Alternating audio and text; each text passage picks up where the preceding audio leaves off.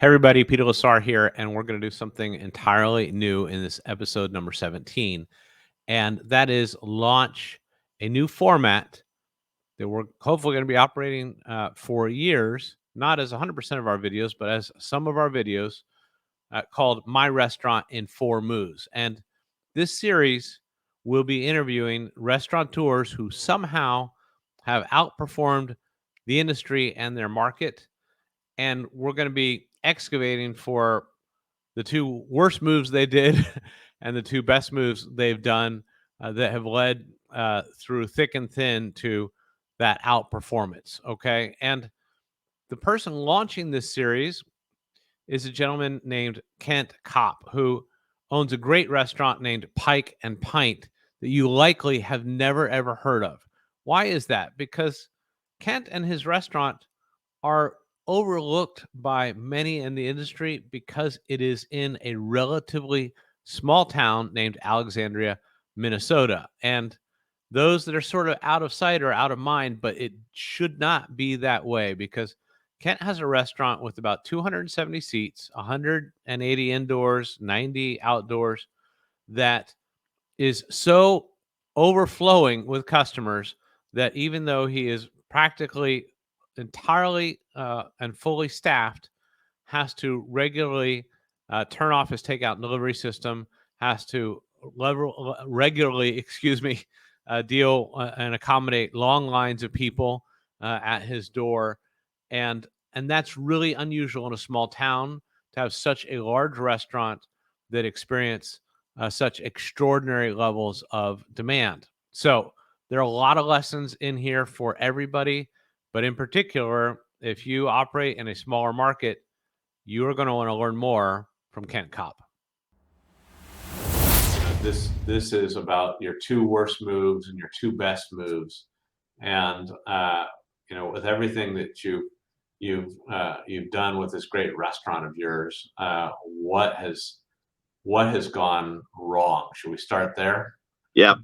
Yep, that sounds like a good spot to start. Yeah. Beautiful. For us, I would say my biggest wrong move I made was, despite being in the restaurant industry for I think 35 years at the time I opened, I came in undercapitalized. I came in with some arrogance, thinking, you know what, I just need to raise enough money to open the restaurant, and I'll be turning a profit so quickly that the bank account will I don't know will fill up on its own, right? And what happens is, when you open up a new concept, sometimes things don't resonate maybe as quickly with the community as you think they're going to. Maybe some presumptions you make on food costs or labor aren't quite there. So anyways, we were undercapitalized. So for the first couple of years, we were, tightening the belt. And, I've never been one to really like to run a restaurant based solely on the bottom line. Right. I'm always been a build sales. But when you're undercapitalized and you don't have a lot of money in the bank, it's really hard to focus on top line. Absolutely. So let me ask you a question. We don't need to talk about numbers in this program, but what percentage of undercapitalization did you have? In other words, had you only pulled together 50% of what you really needed, or 75%? What's your best guess? I would say if we would have probably started with 50% more capital than what we started with, it would have been, we would have had a lot more tools in our toolbox to grow sales. Double what you actually had. Yep, pretty much. Yeah. Yeah, I think that happens all the time, right? And Yep. And how long did it take you to recover from that? Yeah, so it was probably about, I would say by our 3rd year, I had, put some more money. My wife and I came across some, money that came our way outside of the job. And so we were able to put that into the restaurant. And then we found a second investor. And then that gave us the breathing room to start, making some moves. So we started gaining some traction in year 3, 4, and 5. Well, let me ask you a question. There are lots of people in our industry that believe that it actually takes 3 years or so, regardless of how much capital you have, to sort of hit your stride and have real good cash flow generation. Do you think that that would not have been the case if you had had that money up front? In other words, was it just comfort level, or what would you have done differently if you had had that money that you weren't able to do? Well, we weren't doing a lot of marketing back then, Yeah, and so, I kind of, and I didn't really feel like I was going to need to because I had a really good reputation in town. right. And what I realized was, I was feeding at the place I was working, I was feeding 2,000 people a week, but a lot of them were the same 2,000 people. There's a lot of people in this area that really didn't know me Yeah, and weren't just going to follow me to the next venture. right, But I think a year and a half to 2 years is reasonable that you can start turning a profit if you have a lot of experience and you have a good team around you. right. Sometimes it just takes 3 years to build a good team. Right. Oh, yeah, absolutely. And so that first bad move might have cost you an extra year and a half to Yep, sort of which is a lot of time, right? yep, Yeah. yep. Um, I think that's okay. fair. Yep, Yeah. That's a great lesson for everyone. And ultimately, you end up having to raise that money either from yourself or from a new investor, anyways, right? So right. it's not that you can actually avoid raising sufficient amount of money. You're going to Yep. have to do it at some point, right? You're gonna do it either way. You might as well do it at the beginning. Yep. Yeah, that's right. That's right. So okay, check. Bad move number one. What was bad move number two? So as we got into like our second and third year, and I got caught up in the whole couponing or discounting mentality, which I still don't know how that happened. Right. Someone bewitched me or something, I guess.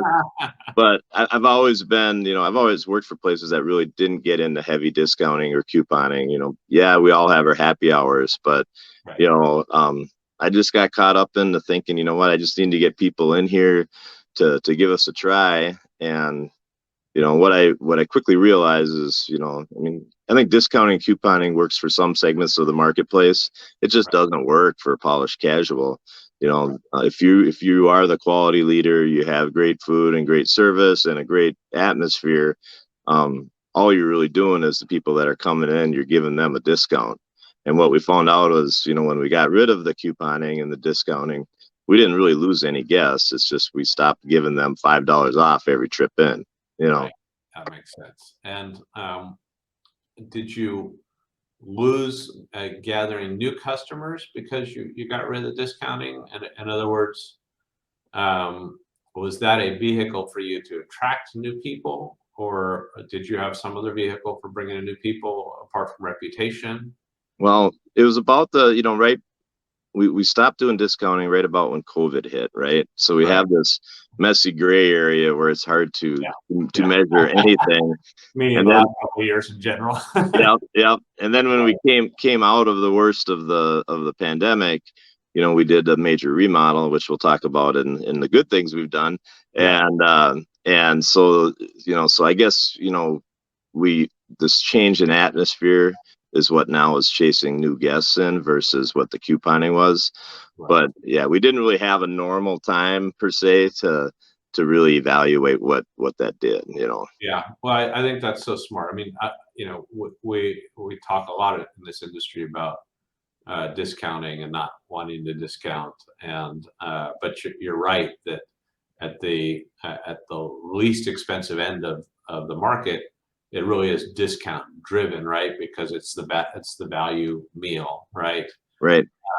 And of course, as you move up all the way up to the sort of French laundries of the world, you would never have a discount. Right. Yep. Exactly. Yep. Ever. And what I see all the time, which is something that we're going to get into in a moment, as you alluded to, is at some point you actually have to make a choice as to whether you're going to go up market or down market. So when you find yourself in this sort of gray area where you're not really outperforming anybody else, right? It's Yep. often a signal that you actually, uh, um, for the marketplace itself, you're sitting in a weird little muddled middle, Yep. right? And so you have to take a decision as to whether you're going to go more value in terms of price, or you're going to go more value in terms of the whole experience, right, and the whole product. Yep. So it sounds like you chose the latter, right? And Yep. so what are the two moves that have really made a huge difference for you? Okay, so I'd say the first move we made, and I'll go chronologically, I guess, not Yeah, necessarily what's the better move, but the first big move we made that I think really benefited us is when the PPP loans came through, um, and they came through at such a great time for us. right, In Minnesota, when we were shut down the first time, my wife and I made the conscious decision that, despite the fact their staff was only working about 30% of their normal hours, we decided to pay them 100% of what they would normally make, right? And so we kept them engaged, we kept them whole. Everybody had to work, at least a couple shifts a week to do the right. takeout. But they were able to come and pick up a full paycheck. And And how I think many employees were there at that time, Kent? at that time we had about 45 employees. So you were carrying 45 employees on whatever sorts of hours they had Yep. pre-COVID at full scale. Yep, exactly. And so basically it ate up, all of the PPP money that we got. But I don't know, we just felt like coming, we were looking at coming out of that pandemic and how, we originally thought it was going to happen in 6 to 12 months, and right, and it ended up taking almost 3 years. But the most important resource we have is our employees, right? And as we talked about earlier in this discussion, sometimes it takes 2 to 3 years to start turning a profit, primarily because you're trying to get your staff up to speed, right, and build efficiencies in your staff. Right. And I didn't really want to start from square one again, so Yeah, um, that makes sense. we thought it was the right thing to do anyways, because we do treat them like family, and we thought it was important that, not just that we stay whole, but they stay whole financially. But it ended up benefiting us a lot because they did all stay, and word got around town that we were a great place to work and we took care of our people. And Yeah. so we attracted some incredible talent from other places and even other towns that came in just to work for us, which is, it's very flattering when they say part of the reason they came to Pike and Pint is because of how we handled ourselves during the pandemic, right? And So let me interject on that for a moment. sure. I think that um, there's some gray that in our business all the time with judgment calls, and part of my work is really to help people to see what the black and white of the situation is. And I've seen time and again in COVID and outside of COVID where lip service was paid to something. So many restaurants were sort of partially helping out their employees, right? Which was honorable also. Okay, I'm not saying that wasn't honorable, but where we really get the benefits over time is when we lead in different ways, right? And you're very unusual in that sense. This is the black and white of that, okay? In that you took a decision to keep everybody on at the pay that they had pre-COVID and spend down all that money, right? And that's where reputations get solidified, right, and Yep. made. And when it's sort of gray and there's a little bit of lip service and um, it doesn't pay off, right? And of course, you're protecting yourself because many people were fearful, and so I can't say that anybody took a wrong decision. I Right. make judgment calls, but I think we can make a judgment call that in your particular case, what I suspect has continued to make hiring easier for you than and retention easier for you than for many others is in that moment you put a flag in the ground. Right. Yep. Sense? So that was a bold decision, right? Yeah, it was a scary one, but yeah, it Very. ended up working out. Yeah. Yeah. And so how many staff do you have today? You still have about 45? No, actually, after, we remodeled here, we've grown our staff up to about 85 right now. Wow. And that's incredible. And what what does retention and recruitment feel like for you? For me, it feels kind of like it has in this town for the last 20 years. It's always been a little bit of a tight labor market. Right. So, I've always, my previous employer and now my own place, I've always had my finger on the pulse of retention, just trying to treat people like family with respect, just over communicating with them. I think people when they don't know, they don't have an answer, and they're wondering how you feel about them. They Right. fill that space with some really irrational thoughts, right? Of course. That my managers are out to get me or whatever. So we just over communicate, and so retention's been about the same, which I feel fortunate because it's really tightly. I mean, we're at like under 2% unemployment right now in our county, and it's hard to find people. So I'm blessed that people are staying, and I'm blessed that people are still applying. Not as many as we need. It's still tight, but it could be far worse. Yeah, but it's not failing you. I mean, a lot of folks right now are suffering because they're having to close certain days of the week. They're having Yep. to shorten shifts. They're having to have longer sort of wait times for people. Many situations, as you know, where you're walking into a restaurant and they're saying we can't seat you yet, even though half the tables are Yep. empty, just because they don't have the staff to accommodate, right? Yep.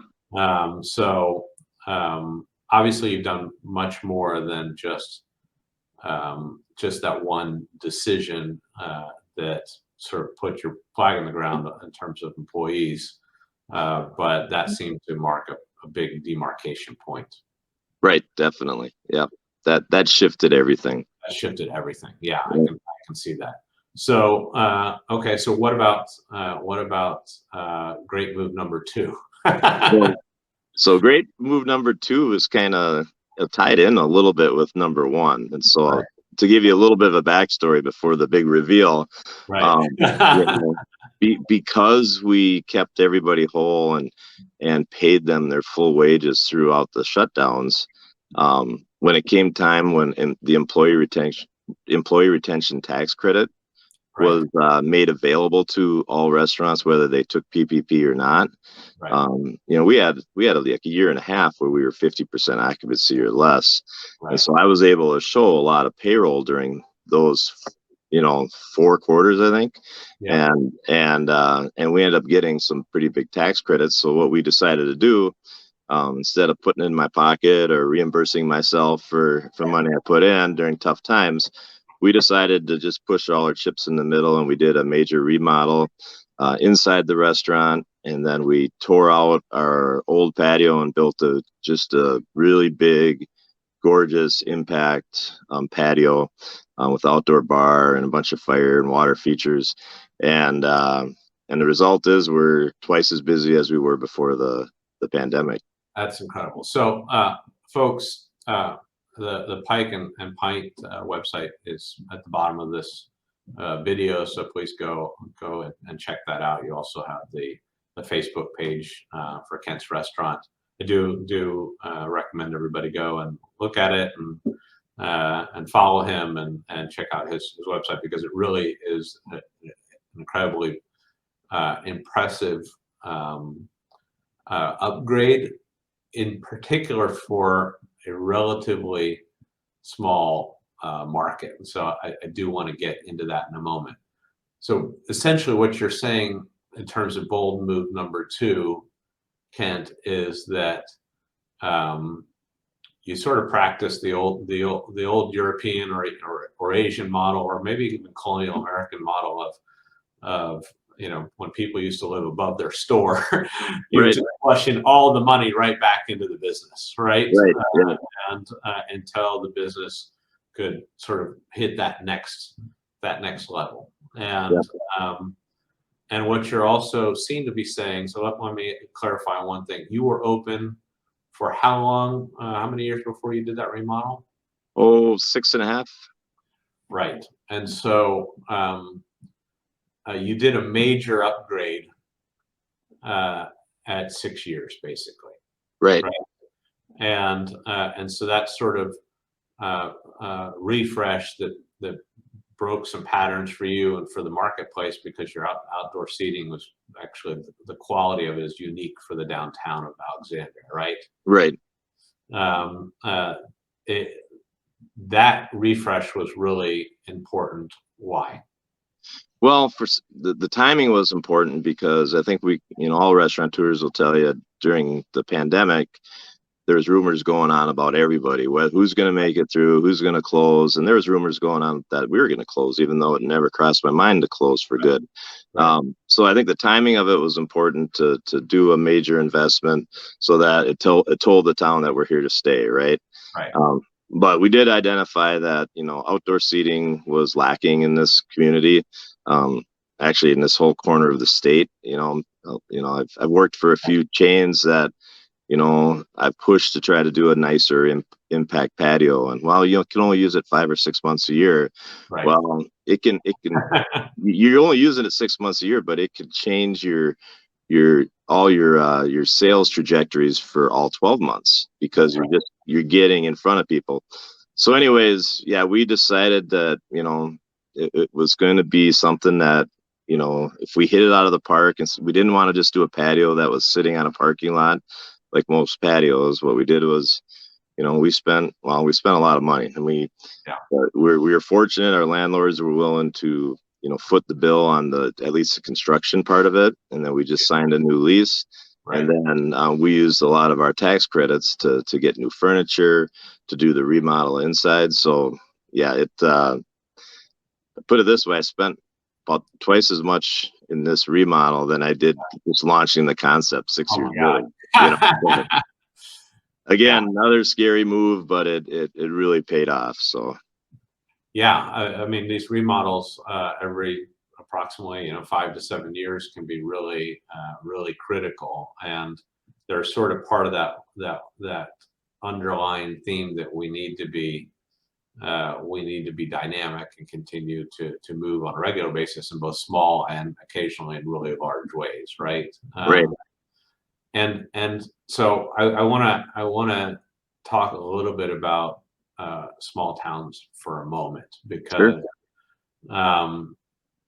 what I have seen many times, okay, is that small town restaurants, and Alexandria's got 14,000 people, so everybody can come up with their own version of what a small town means in their head, but that's not the biggest place in the world. It's not the smallest place, right? Right.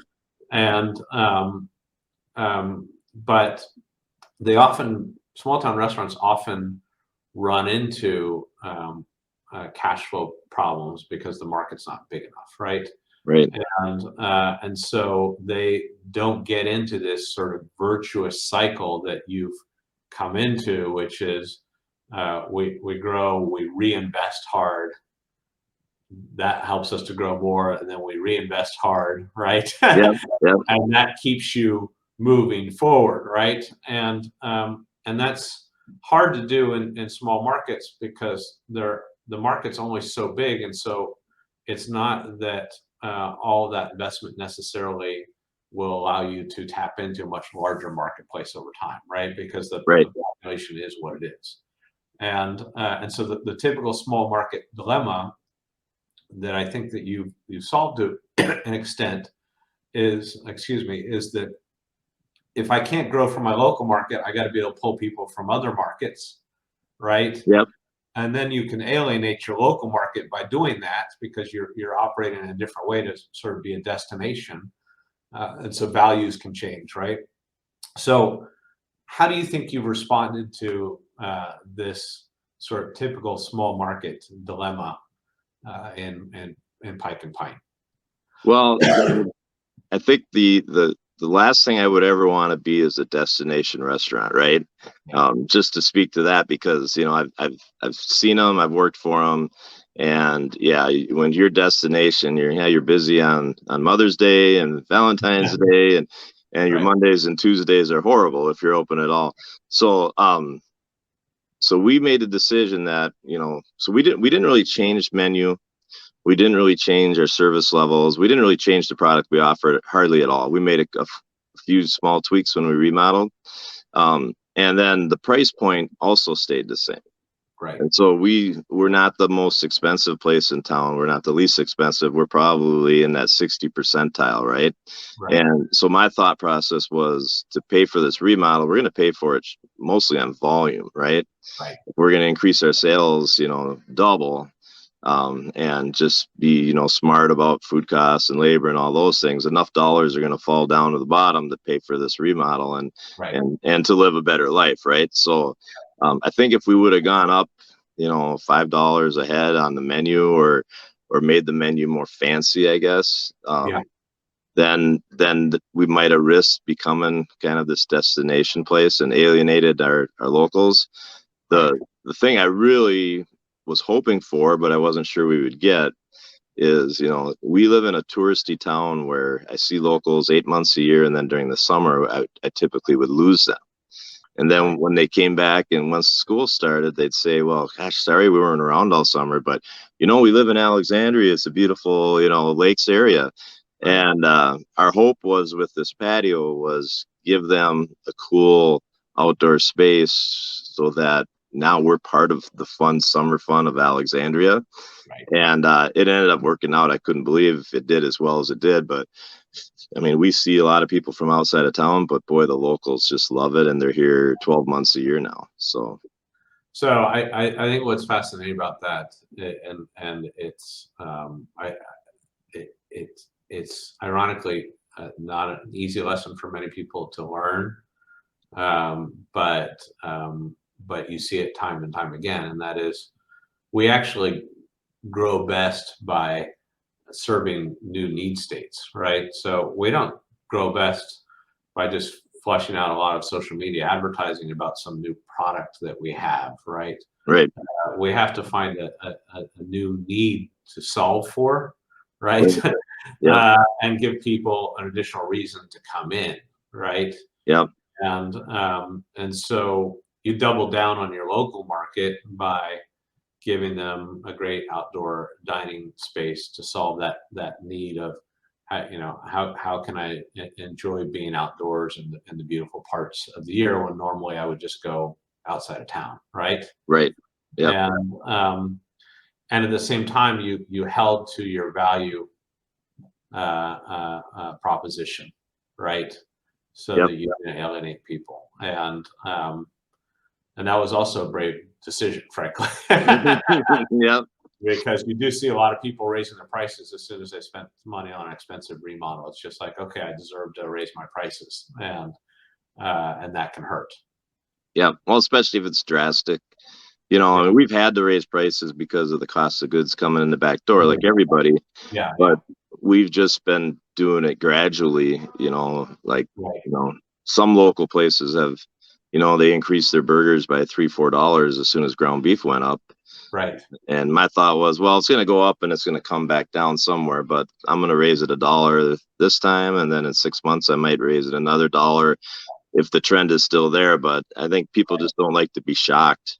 They don't If, like to be shocked, yeah, and you've had to keep moving things forward like everybody else has. And so let me ask you a question, because I know something about your history, right? And what I think the audience doesn't know is you started working in your dad's restaurant when you were 14 or 12? 12. 12. Yeah, Okay. And he was in a really small town, about 50 people, right? correct. Yep. So he also solved this small town dilemma of, how do I have a successful business in a town that practically you couldn't even call a town at that size, right? Right. So what was his business model, and what did you do for dad as you got started? Sure. Well, I started out being brought along just to do dishes because they were getting busy and they needed someone to do dishes. And then eventually I cooked and bartended and basically worked all the positions. But, his deal was, he was an old time supper club in, East Central Minnesota. And, our town was only 50 people, but we were about 20 miles away from several towns that, were quite a bit bigger, or, small cities. Right. And he knew that you know there was a lot of diner type places in those other bigger towns, but Right. not really a place to get a good steak or maybe crab legs or ribs. And so he had a little bit more unique menu for that time. I mean, I would call it a basic menu today, but Right. back then it was It cutting was edge. Yeah. Back back then people were like, wow, you have crab legs out here in the middle of nowhere, right? Um, so he did that, but he was also very value driven. He took pride in the fact that his steak would I think we were selling ribeyes for $7.95 back then, and he said everybody else sells it for 10. I saw it for 7.95, and it right. was a great steak. He maybe didn't buy the Primus cut. He maybe bought the middle grade, Right. ribeye, but he had a cast iron, flat iron grill that everything just tasted great off of. And so, yeah, people came in droves because, especially back then in the late 80s, people were still recovering from that financial crisis. And so money was very important. So, yeah, he found a way to get people to come out and eat steak and crab legs in an area that was pretty depressed at the time. But yeah, he was very So, successful. so first of all, I think everybody knows the supper club really is you're making something and people are eating whatever you're making, right? They're not Yep.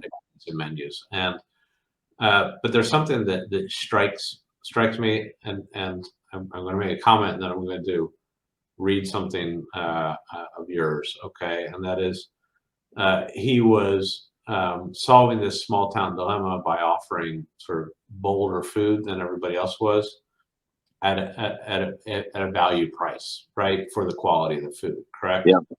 And you have said how you're sort of in the 60% range in terms of price point, right? Yep. Which for the quality of your food, I would say is a really great price. Yep. And so uh, something that is written on your website, which I would describe as a point of view, is our menu is built upon the premise that our guests are ready to explore new foods and cooking styles. And when you look at your menu for most small towns, it's actually there are a lot of bold items on that menu, Yep. right? It is sort of what your dad did to some extent on hyperdrive for new times, right? Yep. Yep. And a bigger market, which I just find fascinating. How important is that point of view of yours that we're built on the premise that our guests are ready to explore new foods? Well, that's, really that whole idea is what gave my wife and I the courage to open this restaurant. I mean, we worked at a place that had a pretty, a good menu and some unique items. But my wife and I are foodies, and we probably spend way too much time watching the Cooking Channel or Food Network. When we travel, I mean, I will pull up, TripAdvisor or whatever, Right. and I will look for the most unique, independent looking restaurant that I've never eaten at before whenever we go anywhere, right? And I feel like I've always been on this journey to try new foods, and my wife as well. And I think our society has kind of gone down that road. And I do give some credit to the Food Network and those channels because people are watching and they're like, that looks really good. Pork belly. I've never heard of pork belly. And then they go out and eat it and they love it. And so, so we kind of, that gave us the courage. We just felt like there's other people like us out there that want to explore. I mean, food just isn't sustenance anymore. It's part of our social fabric, and it's there's so many incredibly talented chefs in this country right now, Right. and I'm fortunate to live in a state that there's a lot of great culinary talent in the state of Minnesota, especially in the Minneapolis, St. Paul, but even people are moving out to these smaller communities, and so I just felt like, we're going to give people an opportunity to explore it at our place. So, Well, that's another small town dilemma, as you know, because eating habits can form over generations, and Right. a lot of restaurateurs in smaller places are scared of being a little more novel and pushing sort of the edges of what people eat there. Um, and yet, food is identity, as you alluded to. Ultimately, many people in most markets around the world, there's a segment of society that sees themselves as adventuresome, right? Right. Uh, and they tend to be on the leading edge of how customer preferences evolve in the market, right? Yep. And what you basically done, because I'm sure there are many people in the market that wouldn't want to try pork belly initially, but as those on the leading edge of wanting to be adventuresome about what they eat were coming in, they were, because of what you had done, began to help others evolve their food preferences over time, I would Well, say. yeah. Well, it's funny you say that because one thing I love on our menu is we do some Korean barbecue, right? Yeah, So we make some Korean barbecue tacos and a few other things with Korean barbecue. And I've never seen it in this county before. Well, right. now 7 years later, there's a handful of restaurants that have Korean barbecue. Yeah, And all of guests ask her, does that make you mad? I'm like, no, that's awesome because if we can maybe forge a little new ground and it gives some other chefs or owners the cover that they can start, mixing up on their menu, yeah, then we become not just a one great dining restaurant in this town. We become a dining district, and yeah, the pie gets bigger for everybody because pretty soon the foodies are coming to Alexandria because there's 4 or 5 different places that right. have a unique menu. So I'm really excited about that. But you did hit the nail on the head. Is that once we did it, it gave a lot of other people the courage to do so as well. Yeah, and there is an advantage pretty much every time of being the first to do something in our business in particular. Yeah, Um, it's relatively easy to copy, right? In the restaurant yeah, business, particularly because there's so much talent, as you said. But those that are are are on that leading edge of whatever food looks like in their community, while at the same time having to be comfortable for a smaller town, right? I mean, your menu really seems to do both at the same time. Uh, Stakes your reputation, right? yeah. If you do it that way. So I think that's fantastic. Um, is there anything else about small towns that you think you learned some sort of special lesson about? Sure. One thing that strikes me is, but it might not be this, but it's you really have taken the decision to be uh, more fully staffed than a lot of restaurants are trying to do, even if they wouldn't have the sort of hiring and retention problems they have. Right. Well, yeah, I mean, I've always believed in, staff to be busy, Yeah, and I look at trends and all that. But, if I'm torn between putting 6 servers on a shift or 7 because of what our past history is on those days, I'll put 7 on.